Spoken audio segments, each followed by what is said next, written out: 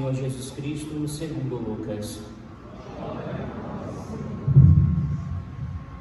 Quando chegou a hora, Jesus pôs-se à mesa com os apóstolos e disse: Desejei ardentemente comer convosco esta ceia pascal antes de sofrer, pois eu vos digo que nunca mais a comerei, até que ela se realize no reino de Deus.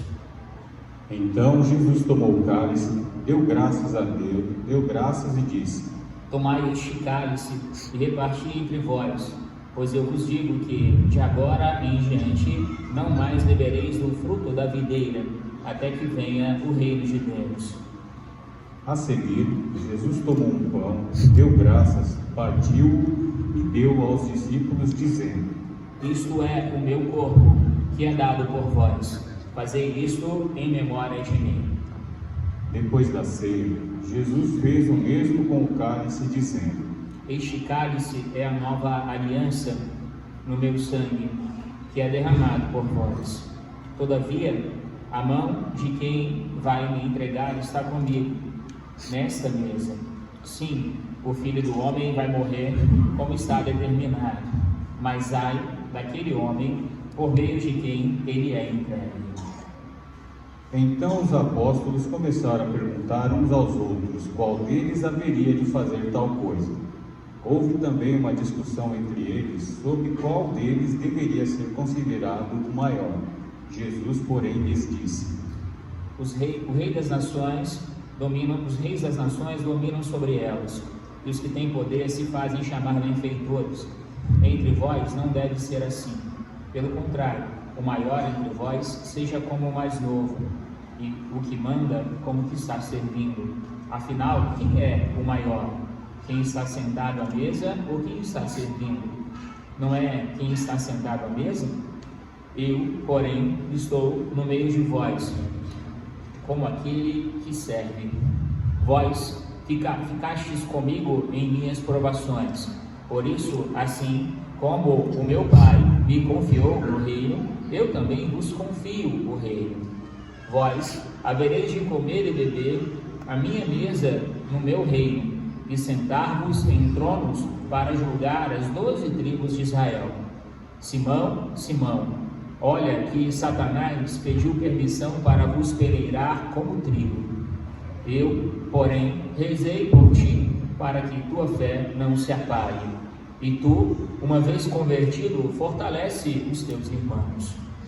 Mas Simão disse: Senhor, eu estou pronto para ir contigo, até mesmo a prisão e a morte.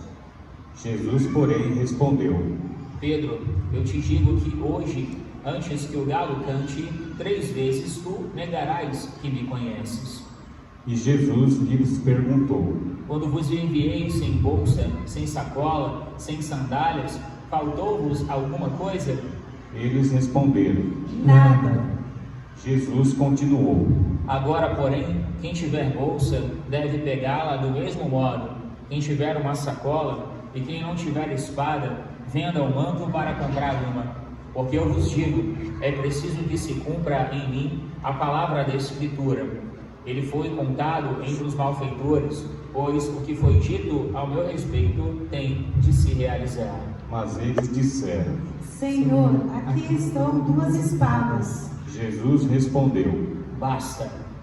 Jesus saiu e, como de costume, foi para o Monte das Oliveiras. Os discípulos o acompanharam. Chegando ao lugar, Jesus lhes disse: Orai para não entrardes em tentação. Então afastou-se uma certa distância e de joelhos começou a rezar: Pai, se queres, afasta de mim este cálice. Contudo, não seja feita a minha vontade, mas a tua. Apareceu-lhe um anjo do céu que o confortava. Tomado de angústia, Jesus rezava com mais insistência. Seu suor tornou-se como gotas de sangue que caíam no chão. Levantando-se da oração, Jesus foi para junto dos discípulos e encontrou-os dormindo, de tanta tristeza, e perguntou-lhes: Por que estáis dormindo? Levantai-vos e orai, para não entrardes em tentação. Jesus ainda falava quando uma multidão na frente vinha um dos 12, chamado Judas, que se aproximou de Jesus para beijá-lo. Jesus lhe disse: Judas, com um beijo tu entregas o Filho do Homem? Vendo o que ia acontecer, os que estavam com Jesus disseram: Senhor, vamos atacá-los com a espada? Um deles feriu o empregado do sumo sacerdote, cortando-lhe a orelha direita. Jesus, porém, ordenou: Deixai, basta. E tocando a orelha do homem, o curou. Depois Jesus disse aos sumos sacerdotes, aos chefes dos guardas do templo e aos anciãos que tinham vindo prendê-lo: Vós saístes com espadas e paus, como se eu fosse um ladrão. Todos os dias eu estava convosco no templo, e nunca levantastes a mão contra mim. Mas esta é a vossa hora, a hora do poder das trevas. Eles prenderam Jesus e o levaram, conduzindo-o à casa do sumo sacerdote. Pedro acompanhava de longe. Eles acenderam uma fogueira no meio do pátio e sentaram-se ao redor. Pedro sentou-se no meio deles. Ora, uma criada viu Pedro sentado perto do fogo, encarou-o bem e disse: Este aqui também estava com ele. Mas Pedro negou. Mulher, eu nem o conheço. Pouco depois, um outro viu Pedro e disse: Tu também é um deles? Mas Pedro respondeu: Homem, não sou eu. Passou mais ou menos uma hora e outro insistia: Certamente está aqui também, estava com ele, porque é Galileu. Mas Pedro respondeu: Homem, não sei o que está dizendo. Nesse momento, enquanto Pedro ainda falava, um galo cantou. Então o Senhor se voltou e olhou para Pedro, e Pedro lembrou-se da palavra de que o Senhor lhe tinha dito: Hoje, antes que o galo cante, 3 vezes me negarás. Então Pedro saiu para fora e chorou amargamente. Os guardas caçoavam de Jesus e espancavam-no, cobriam o seu rosto e lhe diziam: Profetiza, quem foi que te bateu? Eu insultava de muitos outros modos. Ao amanhecer, os anciãos do povo, sumos sacerdotes e os mestres da lei reuniram-se em conselho e levaram Jesus ao tribunal deles e diziam: Se és Cristo, diz-nos. Jesus respondeu: Se eu vos disse, não me acreditareis. E se vos fizer perguntas, não me respondereis. Mas, de agora em diante, o Filho do Homem estará sentado à direita do Deus Todo-Poderoso. Então todos perguntaram: Tu és, portanto, o Filho de Deus? Jesus respondeu: Vós mesmos estáis dizendo que eu sou. Eles disseram: Será que ainda precisamos de testemunhas? Nós mesmos ouvimos com sua própria boca. Em seguida, toda a multidão se levantou e levou Jesus a Pilatos. Começaram então a acusá-lo, dizendo: Achamos este homem fazendo subversão entre o nosso povo, proibindo pagar impostos a César e afirmando ser ele mesmo o Cristo, o Rei. Pilatos o interrogou. Tu és o rei dos judeus? Jesus respondeu, declarando: Tu o dizes. Então Pilatos disse aos sumos sacerdotes e à multidão: Não encontro neste homem nenhum crime. Eles, porém, insistiam: Ele agita o povo, ensinando por toda a Judéia, desde a Galiléia, onde começou, até aqui. Quando ouviu isto, Pilatos perguntou: Este homem é Galileu? Ao saber que Jesus estava sob a autoridade de Herodes, Pilatos enviou-o a este, pois também Herodes estava em Jerusalém naqueles dias. Herodes ficou muito contente ao ver Jesus, pois havia muito tempo que desejava vê-lo. Já ouvira falar a seu respeito e esperava vê-lo fazer algum milagre. Ele interrogou-o com muitas perguntas. Jesus, porém, nada lhe respondeu.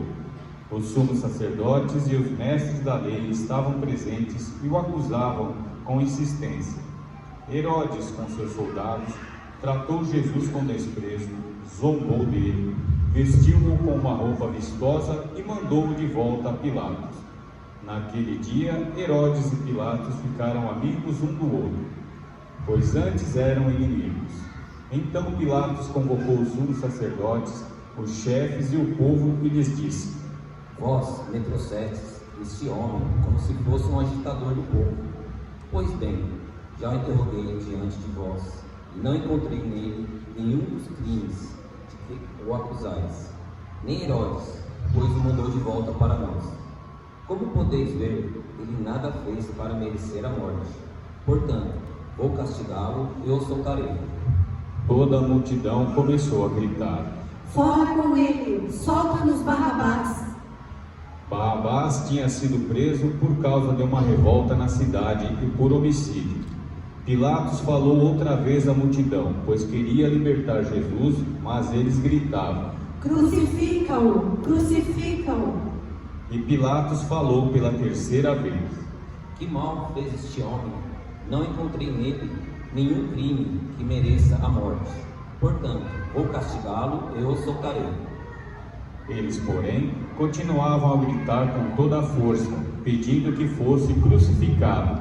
E a gritaria deles aumentava sempre mais. Então Pilatos decidiu que fosse feito o que eles pediam. Soltou o homem que eles queriam, aquele que fora preso por revolta e homicídio, e entregou Jesus à vontade deles. Enquanto levavam Jesus, pegaram um certo Simão de Cirene, que voltava do campo, impuseram-lhe a cruz para carregá-la atrás de Jesus. Seguia-o uma grande multidão do povo e de mulheres que batiam no peito e choravam por ele. Jesus, porém, voltou-se e disse: Filhas de Jerusalém, não choreis por mim, chorai por vós mesmas e por vossos filhos, porque dias virão em que se dirá: felizes as mulheres que nunca tiveram filhos, os ventres que nunca deram à luz e os seios que nunca amamentaram. Então começarão a pedir às montanhas: caí sobre nós, e às colinas: escondei-nos, porque se fazem assim com a árvore verde, o que não farão com a árvore seca? Levavam também outros 2 malfeitores para serem mortos junto com Jesus. Quando chegaram a um lugar chamado Calvário, ali crucificaram Jesus e os malfeitores, um à sua direita e o outro à sua esquerda. Jesus dizia: Pai, perdoa-lhes, eles não sabem o que fazem. Depois fizeram um sorteio, repartindo entre si as roupas de Jesus. O povo permanecia lá olhando, e até os chefes zombavam, dizendo: A outros ele salvou, salve-se a si mesmo, se de fato é o Cristo de Deus, o escolhido.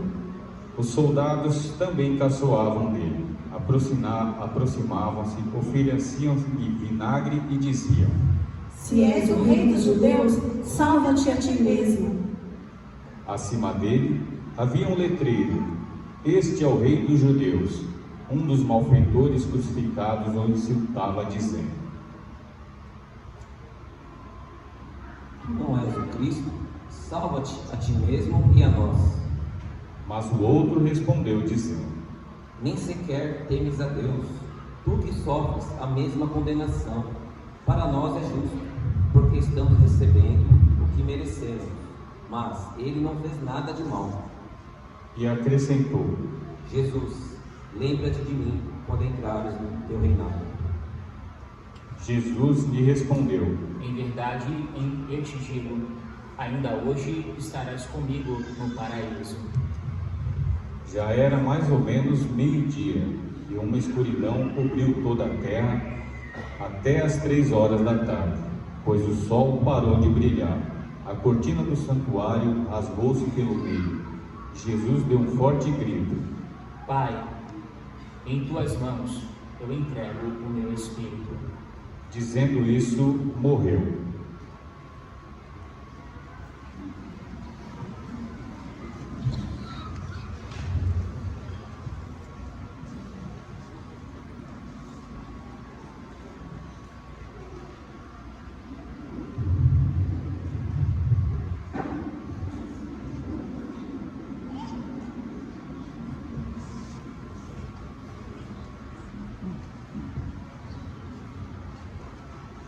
O O oficial do exército romano viu o que acontecera e glorificou a Deus, dizendo: De fato, este homem era justo. E as multidões que tinham acorrido para assistir viram o que havia acontecido e voltaram para casa batendo no peito. Todos os conhecidos de Jesus, bem como as mulheres que o acompanhavam desde a Galiléia, ficaram à distância, olhando essas coisas. Havia um homem bom e justo, chamado José, membro do conselho, o qual não tinha aprovado a decisão nem a ação dos outros membros. Ele era de Arimateia, uma cidade da Judéia. Esperava a vinda do reino de Deus. José foi ter com Pilatos e pediu o corpo de Jesus. Desceu o corpo da cruz, enrolou-o num lençol e colocou-o num túmulo, escavado na rocha, onde ninguém ainda tinha sido sepultado. Era dia de preparação da Páscoa e o sábado já estava começando. As mulheres que tinham vindo da Galiléia com Jesus foram com José para ver o túmulo e como o corpo de Jesus ali fora colocado. Depois voltaram para casa, prepararam perfumes e bálsamos, e no sábado elas descansaram, conforme ordenava a lei. Palavra da salvação. Os irmãos que estão aqui, se quiserem, podem passar aqui por trás. Tem lugares aqui próximo com bateria, também tem lugares aqui embaixo, se vocês quiserem sentar. Louvado seja nosso Senhor Jesus Cristo. O que nós estamos celebrando hoje? Hoje nós celebramos essa solenidade de Domingo de Ramos, mas não somente Domingo de Ramos, mas Domingo de Ramos da Paixão do Senhor. E o profeta Isaías, na primeira leitura, 500 anos antes da Páscoa de Jesus, define Jesus como um homem que as pessoas não queriam olhar na face dele, que desviavam o rosto de bofetões e cusparadas. Dizem alguns estudiosos que olharam e fizeram uma pesquisa sobre o Santo Sudário, aquilo que se imagina ser o pano que ficou sobre Jesus depois da morte. Ao analisar o Santo Sudário, que no Santo Sudário, somente no rosto de Jesus, existiam 60 marcas de flagelação. Hoje nós celebramos ao mesmo tempo uma solenidade de festa, mas ao mesmo tempo de paixão, de sofrimento. E podemos também ser como esses que viram o rosto diante da face de Jesus. Podemos ser aqueles que entraram na igreja, e bendito seja Deus, hoje a igreja está mais cheia, mas pasmem, também quando Jesus veio diante do deserto, não foram uma meia dúzia de gatos pingados que seguiram Jesus. Foi uma grande multidão. Mas, quando Jesus foi crucificado, nós poderíamos nos perguntar: aonde está essa multidão? Na minha primeira Semana Santa como padre, aqui no Parque de Times, Deus me deu uma experiência. Quando eu confessei uma irmã, não vou dizer o nome, todos sabem, mas que ela tinha um câncer no rosto. E Deus, por providência, me fez confessá-la na sexta-feira da Paixão. Ela já é falecida, mas ela trazia uma máscara no rosto para tapar o buraco do câncer que tinha feito na sua face. Durante aquela confissão, por providência de Deus, e naquele momento vivia um processo de purificação, de cruz, que a providência de Deus estava me permitindo viver, e de repente eu olhei por entre o rosto dela, e nunca tinha tido essa experiência, e enxerguei por dentro daquele rosto. Muito tentado a desviar o olhar, Jesus me disse: não desviar o rosto. Automaticamente eu olhei para tudo aquilo que a providência de Deus me fazia viver na minha vida de cruz e disse: o Senhor está me chamando a abraçar também o sofrimento. Nós poderíamos hoje nos perguntar: por que tanto sofrimento? O sofrimento que Deus nos permite viver, as doenças e tantas outras realidades. E o Senhor hoje nos convida a também dizer: não vireis o rosto do crucificado. Porque aqueles que entraram em Jerusalém dizendo Hosana Rei, foram aqueles que viraram as costas para Jesus. Que Deus derrame sobre nós essa graça de reconhecer. O senhor João Clar, fundador dos Arautos, ele fala que o sofrimento, em uma das suas homilias, é o 8º sacramento. Ninguém cresce sem sofrer. Ninguém se une a Jesus em maturidade humana, em maturidade espiritual, sem se configurar a Jesus crucificado. E interessante, esses dias estava refletindo sobre o filme A Paixão de Cristo, do Mel Gibson, e como aqueles atores, diretores, eles sofreram durante a gravação e fora dela. O Jim Caviezel nunca mais assumiu nenhum papel de destaque. Talvez faça agora a ressurreição que o Mel Gibson está querendo gravar ainda nesse ano. Mas como as grandes produtoras, dizem que o Mel Gibson gastou cerca de 30 milhões somente no seu bolso para bancar aquele filme, porque as pessoas não queriam que aquele filme viesse ao ar.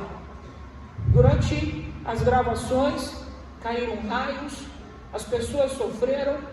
O Jim Caviezel deslocou o seu ombro e teve que configurar-se a Jesus durante a própria gravação, porque alguns gritos que ele dava naquela filmagem não eram encenação, eram gritos de dor.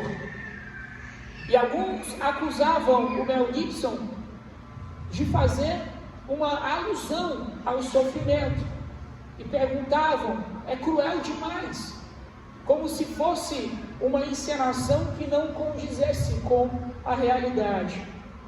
Nós também podemos olhar para aquilo que o Senhor nos permite viver e dizer: Senhor, é cruel demais. Ou vivemos: por que eu estou passando por isso? E algo que me marcou muito na leitura dessa paixão é que Jesus estava se preparando para a paixão e os apóstolos ainda estavam discutindo quem eram os maiores no reino de Deus. Jesus veio para ser servido. Ele nos convida hoje a entrar na Jerusalém, para ser como aquele sirineu que carregou a cruz de Jesus. Hoje nós estamos iniciando a Semana Santa. É preciso sair da Galileia e subir em direção a Jerusalém. Geograficamente, esse caminho já é um caminho de subida. A Galileia está cerca de 200 metros acima do nível do mar, e Jerusalém cerca de 760 metros. o Senhor nos convida a subir até o Monte Calvário. E diante dessas realidades ressoam as vozes de Jesus: orai, vigiai, para que não caieis em tentação. É interessante porque hoje nós somos chamados a resistir às tentações. E é muito interessante olhar na igreja do jeito que está, porque o mesmo Jesus disse: quando eu for elevado, eu atrairei todos a mim. Nós contemplamos nessa Semana Santa a força da cruz de Cristo que atrai os corações. Por isso o Senhor nos convida a sofrer por Ele, para que outros sejam atraídos à graça de Deus. Entremos, meus irmãos, nesse caminho de via sacra. Deixemos-nos ser crucificados com Jesus. Se por acaso os projetos, as realidades que vivemos, os propósitos que colocamos diante de Deus nessa Semana Santa não foram colocados em prática, o Senhor nos convida hoje a estreitar o nosso caminho e deixar que Deus complete a obra começada nesta Quaresma. Quando Jesus, ele diz no Salmo e também na leitura da Paixão: meu Deus, por que me abandonastes? Jesus, ele chega ao ápice, poderíamos dizer, ao contrário, o mais baixo do que poderia chegar um ser humano, para que quando ele fosse elevado ao mais alto que poderia estar a humanidade, porque ele eleva, mas ele desce aos nossos infernos, ele desce no mais profundo dos nossos pecados. Que Deus remove em nós o desejo de, como São Paulo nos diz em Filipenses, todos se ajoelharão diante dele. Nós, durante a leitura da Paixão, nos ajoelhamos, mas que não seja um mero rito, que não seja exteriormente, mas que o Senhor entre no mais profundo dos nossos vazios e gere conversão. Que a cruz de Cristo possa crucificar os nossos pecados. Todo desejo de poder, todo desejo, que Jerusalém é essa que o Senhor quer entrar. Aqui era uma Jerusalém onde as pessoas desejavam um Messias político, desejavam um Messias libertador. E sim, ele veio nos libertar, mas ele veio nos libertar dos nossos pecados, da nossa sede de poder, da nossa inveja, das nossas brigas, das nossas rixas e tantas realidades, a nossa desconfiança de Deus, das nossas divisões. Que Jesus, ele possa entrar nessa Jerusalém e que o nosso coração se torne uma Jerusalém celeste, e que nós possamos ser como este bom ladrão, que, como diz o cardeal Raniero Cantalamessa, rouba o céu de Jesus. O que nós estamos diante, que está diante de nós, é uma questão entre céu e inferno. Às vezes nós brincamos com a graça de Deus. Quantas quaresmas, quantas semanas santas, mas um dia vai chegar a Páscoa definitiva. Um dia vai chegar a nossa passagem como como é que nós vamos nos apresentar diante de Deus? Me dói muito no coração ainda olhar para uma comunidade, me perdoe, que não se confessa, que não fez como bom ladrão e reconheceu os seus próprios pecados, ou mesmo que se confessa uma vez ao ano. Nisto está um reflexo de que nós ainda não choramos os nossos pecados, que ainda não nos deixamos penetrar pelo crucificado e por todo o sofrimento que Ele se colocou diante de nós. Nós vamos viver o espetáculo da paixão. Mas, meus irmãos, a paixão de Cristo não é um teatro. Nós somos levados até o Monte Calvário. Nós somos levados nessa semana ao Getsemane para chorar os nossos pecados. Porque Jesus disse: eu desejei ardentemente cear essa Páscoa convosco, mas não uma Páscoa teatral, mas não uma Páscoa de rixas, não uma Páscoa simplesmente de exterioridade, porque os judeus já viviam uma Páscoa, eles já entregavam sacrifícios e cordeiros a Deus, mas não tinham a coragem de entregar o próprio coração. Que essa Páscoa seja um marco de conversão nas nossas vidas, que a graça de Deus possa entrar e que nós possamos nos reconhecer, sim, frágeis pecadores, mas alcançados pela misericórdia de Deus. Que Deus nos motive, não importa se você já confessou os seus pecados, faça uma revisão da sua vida. Curadás diz que muitas vezes, um dos sermões dele, no domingo de Ramos, nós fazemos comunhões sacrílegas, porque existem pecados que às vezes nós não apresentamos para Deus, não é diante do Padre, mas a nossa vida vai ser colocada diante de Deus.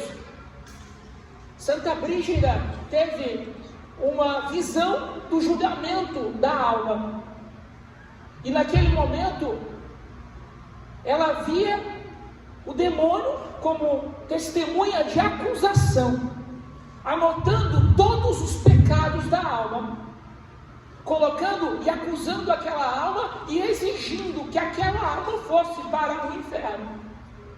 E de repente chega a Nossa Senhora e diz: mas naquele último momento, aquela alma suplicou por mim. Ainda dá tempo de nos convertermos, ainda dá tempo, mas chegará a nossa Páscoa definitiva.